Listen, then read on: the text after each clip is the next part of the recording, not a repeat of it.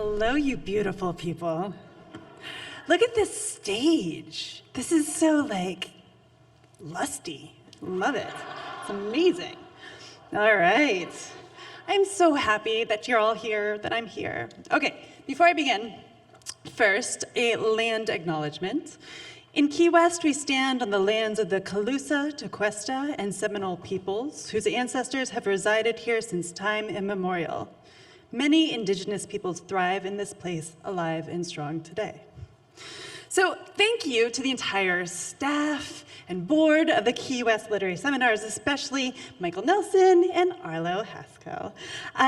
You've worked tirelessly to bring us all here, and this is, as everyone who has ever been here knows, one of the very best literary events in America. It's generously and beautifully organized, and they have all rolled with the punches like a bunch of prize fighters. It's really amazing. And thank you to the attendees who are braving Omicron to hear about that fiery abstraction desire. Thank you too to my fellow writers from whom I'm so eager to learn over the next few days.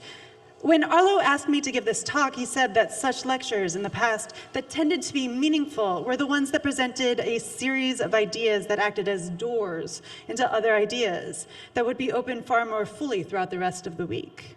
I hope that this will be the case tonight. In fact, I would even be glad if some of the doors I present today are later slammed shut, locked, the key thrown out, and we tiptoe past these firmly closed doors with their faces set in grim discomfiture for the rest of the week. That's fine. We learn best through play, which is another word for intentional, joyful failure. Thank you for letting me play around in front of you for the next hour or so. In any event, I could not think of a more gorgeously fertile idea to touch and hold and manipulate than the one we're about to consider, because I've come to see that the hot, beating heart of all great art is rangy, voracious, vulnerable desire. As our first step into thinking about desire tonight, I'm going to tell the story that holds, for me at least, the idea of it most fully, that of Psyche and Eros, which is so spectacular that you've set the scene already. This is certainly a far more ancient tale than even its oldest mention in the written record, in what is arguably the very first novel still known to the West, Lucius Apuleius's Body and Wild Metamorphoses, otherwise known as The Golden Ass. This wonderful book comes to us from the 2nd century Anno Domini and is full of digressions, one of which is his very long version of Psyche and Eros. Apuleius's tale goes something like this. There once was a king and queen who had 3 daughters, all exceptionally beautiful. But the youngest, Psyche, had a beauty so extraordinary that she appeared to shimmer with divinity. Her admirers grew so legion, so passionate, that they began to worship her, diverting the sacrifices and devotions intended for Venus to this mortal girl. Venus has never been a goddess known for leniency toward her rivals, and of course she grew incensed. She summoned her son, Cupid, who in this retelling will be known by his Greek name, Eros, for on-the-nose allegorical purposes, to wreak revenge upon the girl. Venus sent her son to shoot Psyche with a poison arrow that would cause her to fall in love with a hideous beast. But Eros accidentally nicked himself with his own arrow and ended up falling in love with the mortal girl. At the same time, because Psyche's beauty was so immense that no mortal man dared to approach her, she was languishing in her parents' castle, loveless, while her sisters were both married off to kings. Her worried parents engaged the soothsayer who predicted that Psyche was to be married to a dragon so vast and ferocious that it was feared by both gods and men. On the fated day of her marriage to the beast, Psyche was arrayed in funeral attire and taken to the top of a rocky crag, there to await her horrifying bridegroom. When she fell asleep, Zephyr, the west wind, picked her up, as ordered by Eros, and carried the girl away and deposited her in a sweet-smelling meadow beside an orchard. When Psyche woke, she was astonished at the beauty of her surroundings and soon wandered into an apparently uninhabited castle made of carved fruitwood and precious stone. She came into a sumptuous bedroom just as night fell, where a fine supper with wine was laid out for her, and she ate and drank and fell asleep in the soft bed. When she woke, Eros had come to her, but he kept the room so dark that she couldn't see him. Still, he was able to seduce her. He was, after all, the god of love, and Eros in the dark is often an intenser Eros. Later, when she was delighted, astonished, he spoke gently and forbade her from ever looking upon him. He would not tell her who he was. When Psyche woke to daylight, she was alone but fulfilled, happy, every day longing for the night to come again and her unseen false bridegroom to walk through the dark palace toward her. This went on for a long time, and because biology can't be denied, Psyche became pregnant. She was actually quite happy in her false marriage, though she was also at the same time somewhat lonely and missed her sisters. After much cajoling, Eros reluctantly agreed to bid Zephyr to carry Psyche's sisters up for a visit to their little pleasure palace. Here we will depart from Apuleius' misogyny a little and say that instead of what happened in his version of the story, when the sisters, upon seeing the splendor in which Psyche lived, became driven by jealousy to ruin her life, we here and now who don't believe that women are always out to destroy one another, in our version, the sisters are good people who love their vulnerable younger sister, and they found it quite alarming that Psyche had yet to actually ever see her bridegroom, this shadowy personage who had kidnapped and impregnated her after all. And that they remembered the soothsayer's words that Psyche would fall in love with a horrid dragon, and it was an easy leap to fear that such a terrible beast might eat up Psyche as soon as he grew tired of her, or if she annoyed him with their little requests. Plus, the sisters said, Psyche was about to have a baby who might be perfect dragon food, who knows? So the sisters convinced her to do what seems to me quite rational, to secret a dagger in her clothing and go against her shady bridegroom's interdictions to never lay eyes upon him, to steal upon him in the night with a burning lamp, and if he were, in fact, a horrid dragon, to slay him and thus free herself from her sexually satiated but lonely captivity. The sisters were at last blown home by Zephyr. Psyche held their wise counsel to her during her long and lonely days. At last, one night, in terror and grief and love, Psyche came trembling into the bedroom with a lit oil lamp, and the light fell upon her sleeping paramour. She beheld him then with her own mortal eyes for the first time. Instead of what she was expecting, a scaly dragon with sharp woman-eating teeth, she saw Eros with his smooth skin and pale feathers, truly the child of beauty, who lay sleeping and cloaked in his divine raiment, the golden, dazzling glamour of the gods. She was so astonished by his beauty, she let a drop of burning oil fall onto his shoulder and burnt him awake. She destroyed in that moment the secret life they had built together. Eros rose up, shrieking. The castle fell all around them, and Eros fled to nurse his wounds, both physical and of the soul, at home with his mother, who never liked that Psyche anyway. Then Psyche wandered the earth, growing ever more gravid, meeting many gods, including Pan, and goddesses in their adventures, and at last being set a series of impossible tasks by her mother-in-law, which, through the aid of other divinities and winds, she is able to complete. But in the end, Apuleius' version is a comedy, not a tragedy. Eros gathered Psyche up as she lay asleep in a coma, it's a long story, with her box of Persephone's beauty to deliver to Venus, and then he carried her to Mount Olympus. There he striked a bargain with Jupiter that the love god would help the randy old lecher god to get with whatever mortal beauties he wished, if only Jupiter would awaken Psyche, feed her a bit of ambrosia to make her immortal, and preside over their wedding. So at last, though Psyche's adventures and Eros' love, which together gave rise to her apotheosis, they celebrated the wedding of equals. Psyche is, of course, the Greek word for soul. Eros means desire. Their child was named Voluptas. According to Apuleius, when the soul meets its desire, the child from the union in English means pleasure. How neatly this allegory sews itself up in the end. How tidy it all is.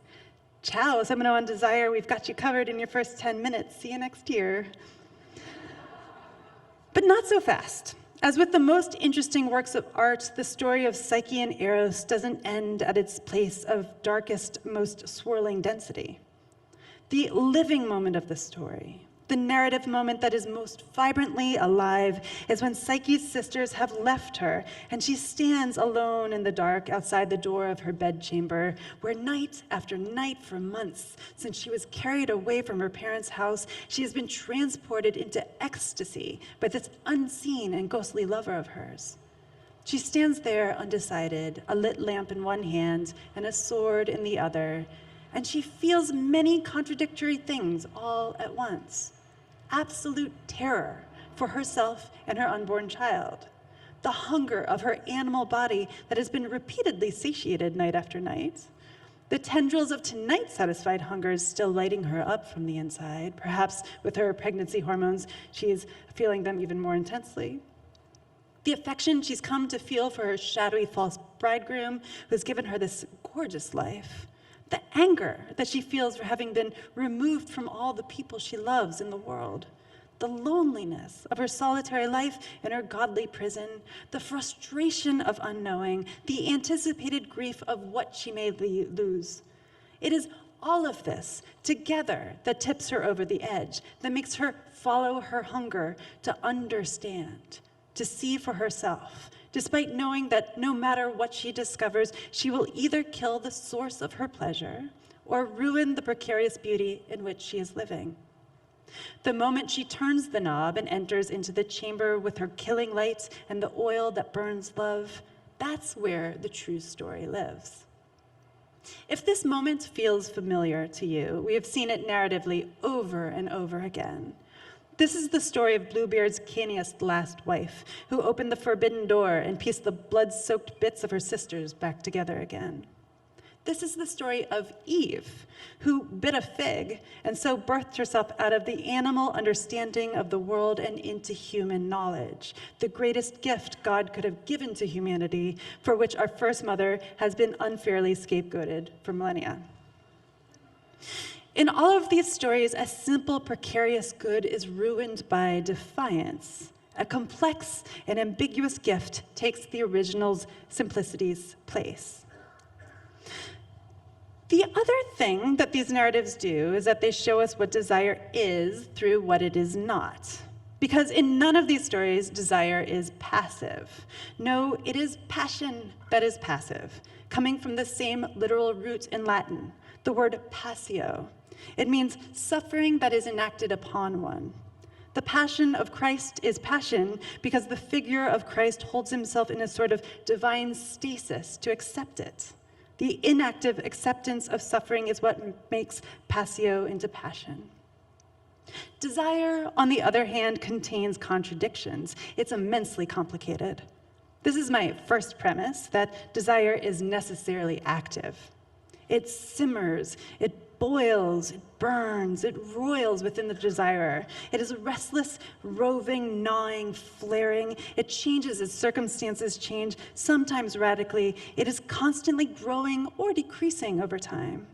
Desire is the agent of action. Desire pushes the desire to act. The novelist who writes most convincingly about the hyperactive roil of desire is, at least to my mind, Marcel Proust, whose entire 2 million-word novel can be seen as an exquisite vivisection of such active desire. This is, of course, À la recherche de temps perdu. In English, it's called either The Remembrance of Things Past or In Search of Lost Time, both of which seem deeply unsatisfactory translations to me, but I'll tell you more about that later.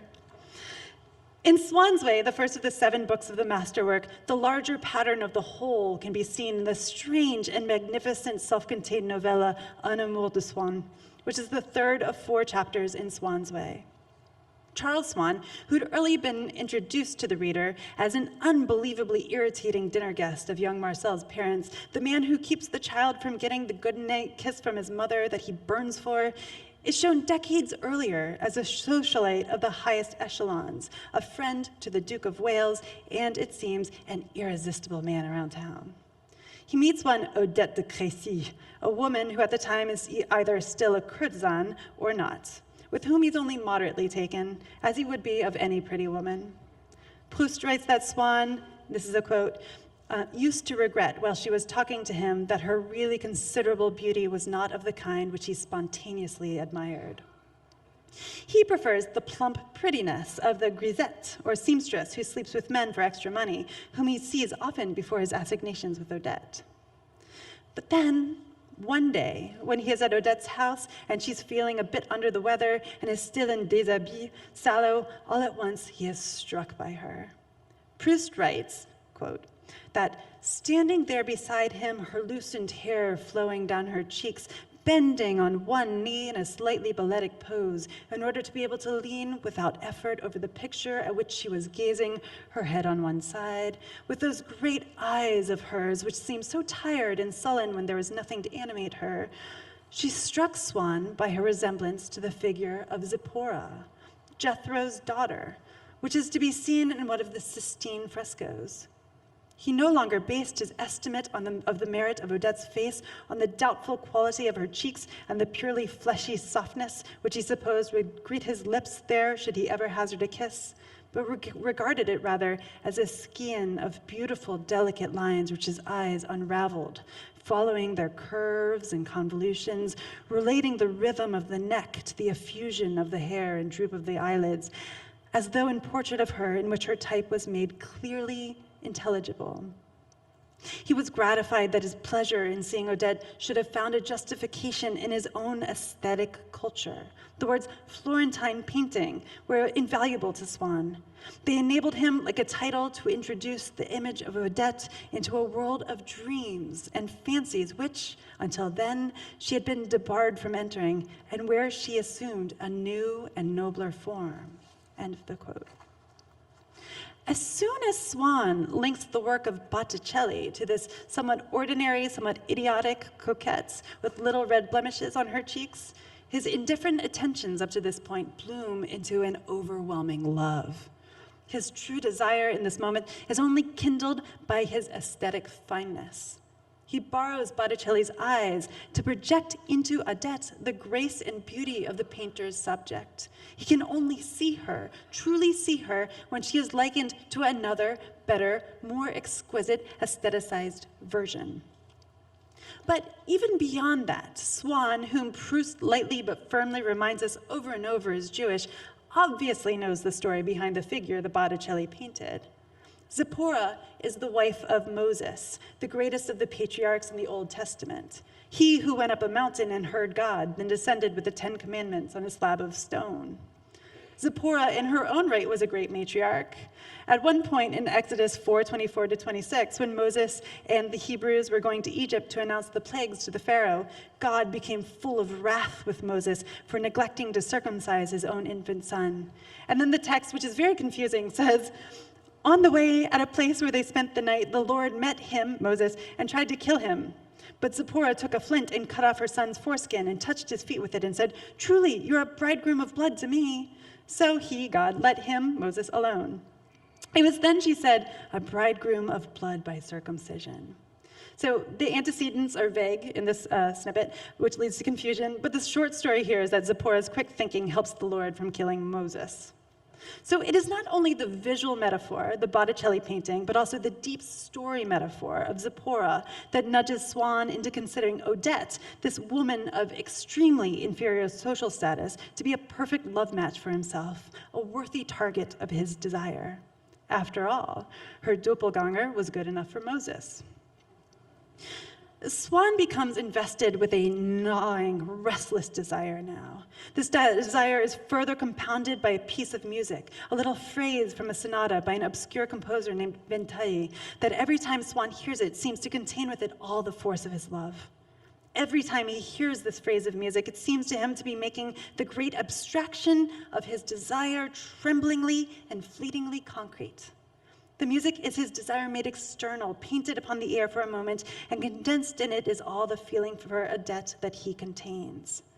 So he becomes obsessed and begins to chase Odette. There are scenes, really embarrassing scenes actually, where Swann searches for Odette madly on the street after she does not show up where she promised to show up. Scenes where he stands on her window at night to eavesdrop on the voices within. He is in fact so driven mad by his desire for Odette that in the end, he marries her.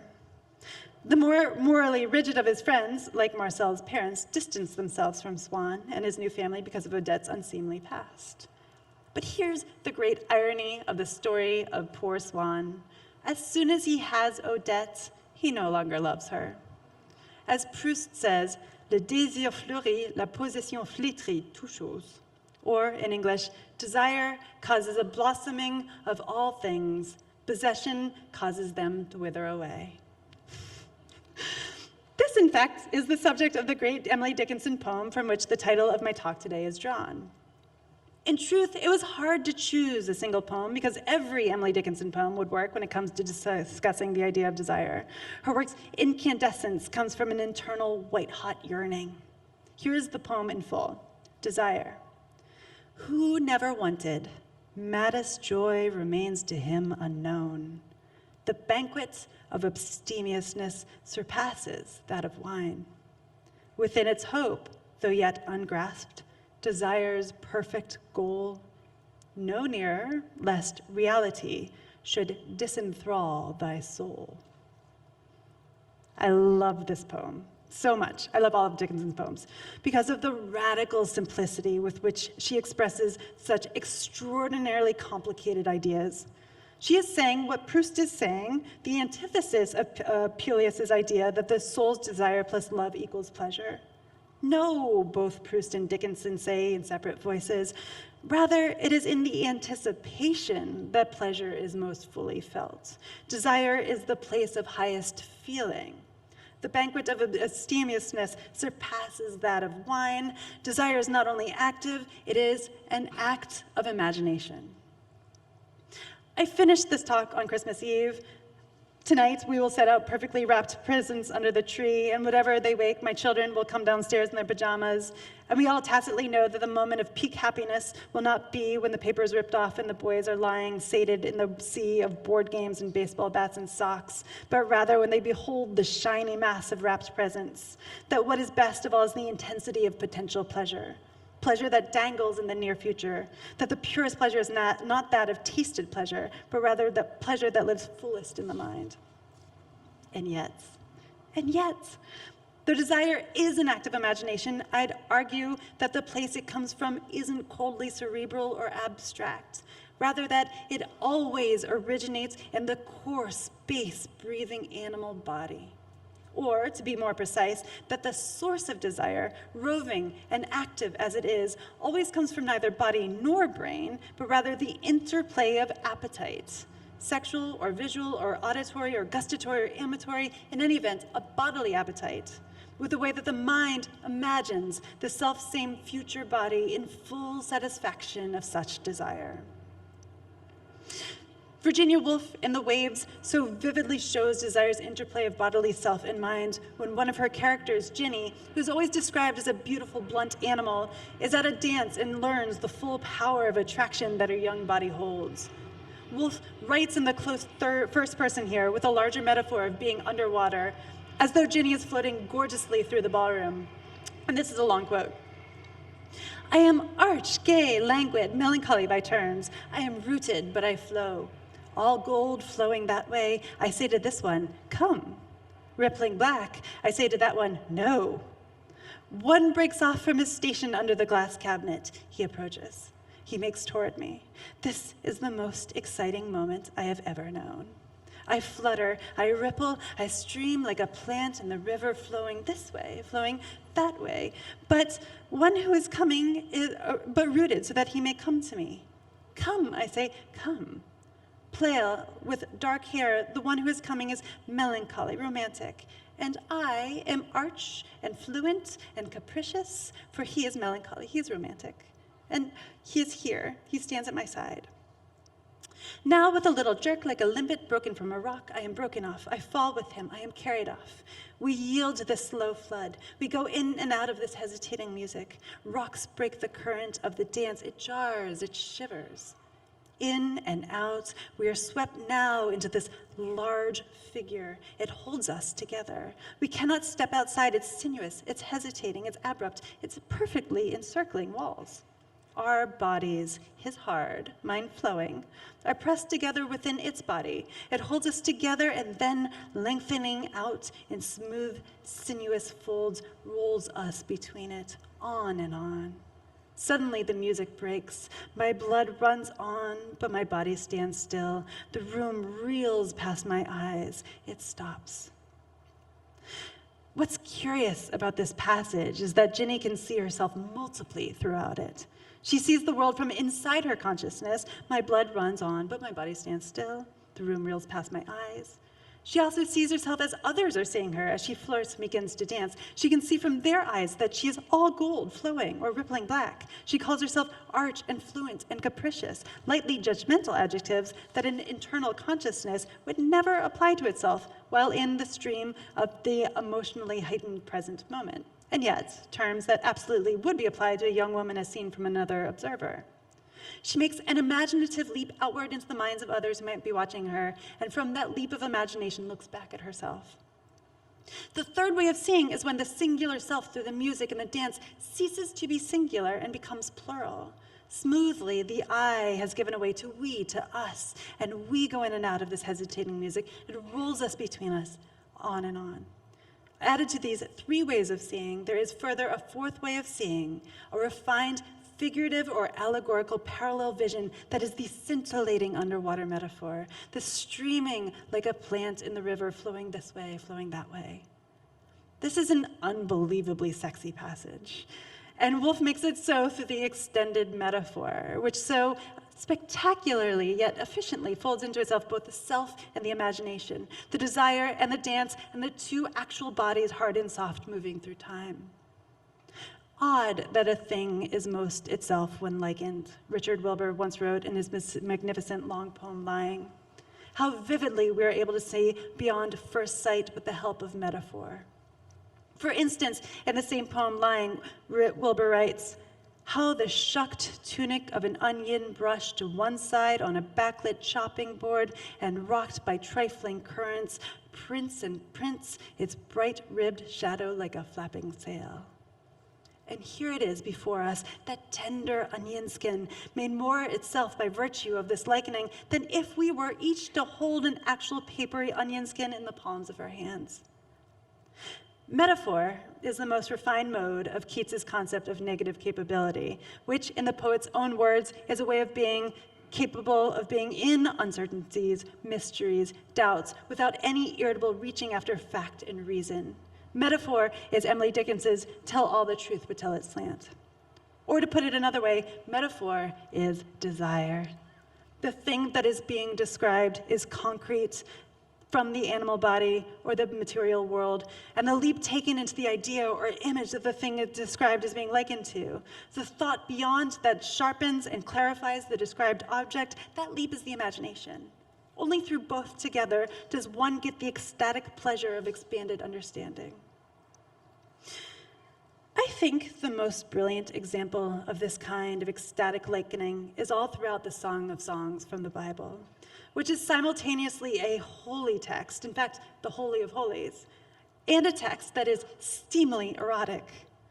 As an aside, the parts I pulled to read to you will be from the King James Version, which in my opinion holds the most music in its English. The text has baffled Jewish and Christian scholars for millennia now, even down to when it was written, which is said to be anywhere from the 10th century BC to the 2nd century BC.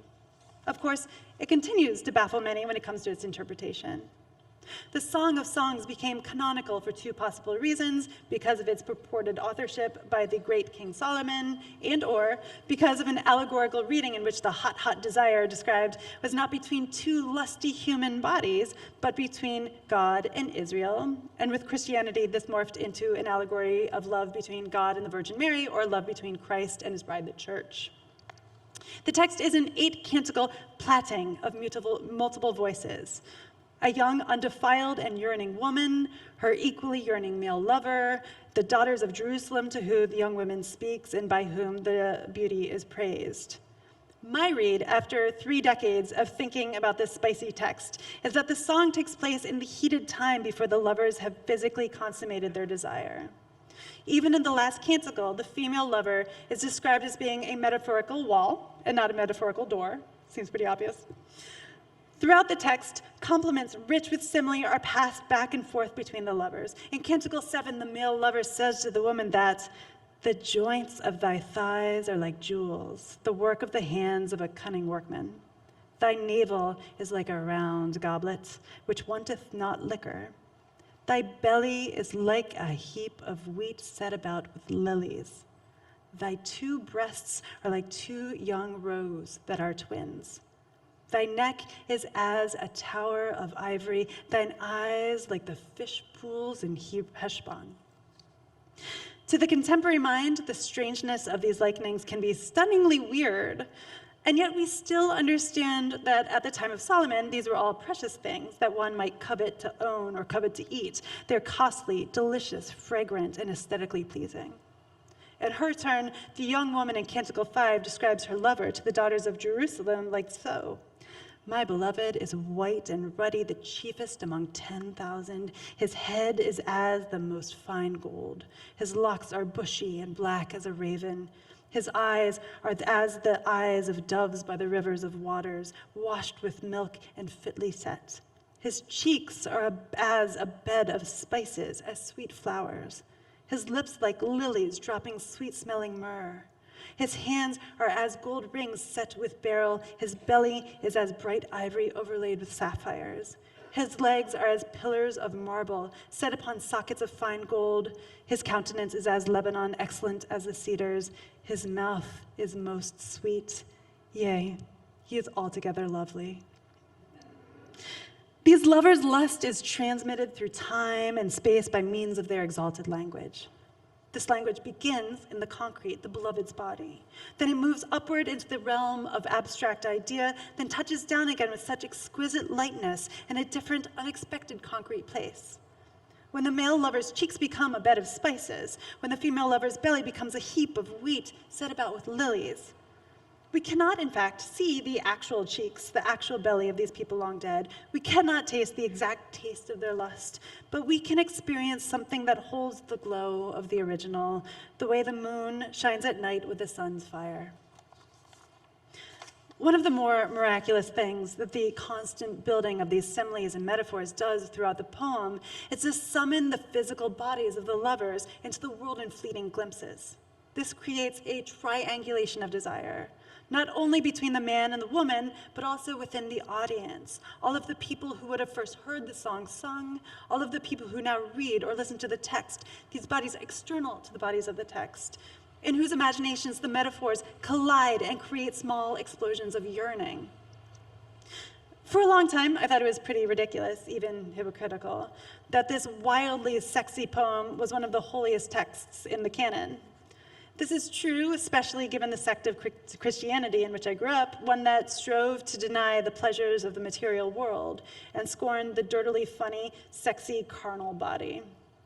But I've grown to understand that the impassioned and as yet unconsummated yearning between the lovers in the Song of Songs does in fact replicate the yearning of the spiritual soul toward what we're going to call God.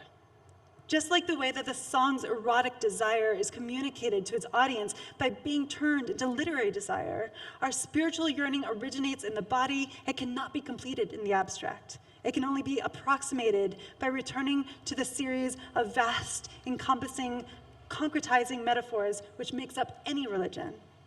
Our animal selves call out to imponderable mysteries, to meaning vaster than the human mind can understand, to the eternal. But we, in our blunt instruments, cannot touch or taste or hold or see vast abstractions. Instead, we attempt to describe such things and thus bring them back down into our bodies. As the medieval mystic and uncanonized saint Hildegard von Bingen, one of the great polymath geniuses of human history and one of the figures on whom I leaned to write my novel Matrix, said in her book Si Vias, or that's Latin for Know the Way, she says, "Invisible and eternal things are made known through visible and temporal things." So let's take a step even further out and say that perhaps this is the universal human impulse when it comes to all of the greater desires of the body and soul, the longing to return the vast abstract back into the animal body. Perhaps this desire is as good a definition as any of making art. If we return to Marcel Proust for a moment, the grandness of his vast book is not only that it is a ripping story about different varieties of desire, which it is, or that the book contains some of the most exquisite, most hilarious prose ever known to humans, which it does. It's that it's a very long meditation on how desire and aesthetics are ineluctably mingled. Because the deepest story of À la recherche de temps perdu is a story of how we take our bodily sensations, the taste of the famous Madeleine and the lime twig tea. By the way, it's the tea that brings back memory, not the cake. How this sensory information sparks the past to return to us. How in the effort to chase those memories down, to create a work of art with patterning and a complete and fully built world, we straddle the past, the present, and the future all at the same time, and thus are able to act as minor divinities, to create something new out of what has already been lost. It is here that I need to confess my nerdiest pet peeve, the English title In Search of Lost Time, which is fine, it's functional, it works, but it loses the sense of wasted time that the original French delivers to the reader. In the little Breton village where I lived for a year, my host family had a cloth bag behind a cabinet door where they stashed the unwanted bread, the baguette ends in hardened brioche, so that one day they could all mash it all up with eggs and sugar and milk and vanilla and bake it into what we know as French toast. They called this concoction pain perdu. Marcel Proust was making a rich pudding out of wasted bits of memory, wasted life. He served it to us with a plume in 2 million perfect words. In any event, the longer you think about it, the more astonishing it is how deeply metaphysical it is, this act of making art. For within our particular fleshly envelopes of nerve and blood and bone, we first glimpse something of the grand mysteries of eternity, something so large we cannot contain or understand it. In a profound longing to bring ourselves toward those grand mysteries, we sit down with what we have at hand, the things of the body and the material plane, the paper and computer and canvas and paint and clay and musical instruments from which we summon notes and words. By these profoundly indirect means, by words and shapes and angles and lights and tone and silences, although we cannot describe exactly what we sense is there, because it is impossible, our materials are frustratingly inexact, a word holds only a slippery ghost of what it means. Still, through these inexact methods, and working very hard, and crying all day long, perhaps, sometimes we can catch a glimmer of a reflection of what we sense is out there, above and around us. And thus, by means of making those abstract glimmers material in the works of ours that we make, we can then plant those glimmers within another human mind. If we are lucky, we can at last replicate a feeling that we have felt, not only within ourselves again, but also, and this is actual magic, within another person. A person reads your book, and even if they forget everything as soon as they toss it across the room, that person still carries within them forever a small piece of your soul.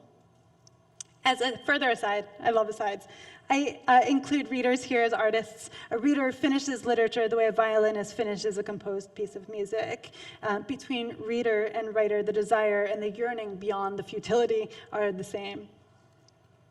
We do this over and over again. We make art and keep making it not because we long for the banquet of satiation.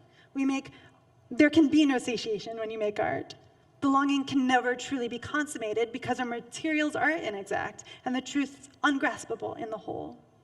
We do it because making art is feasting for life at the banquet of abstemiousness. It is yearning that comes from the body, rises anagogically, descends again into the animal body. We attempt the impossible, knowing it is impossible, knowing that the end result will inevitably fail. And yet in our failures, we can give others pleasure, amusement, release them for a moment of the heavy burden of their existential solitude. That is not nothing. We continue on in failure. We can't touch desire's perfect goal, but we can try, we can remain enthralled. Okay, thank you. Thank you.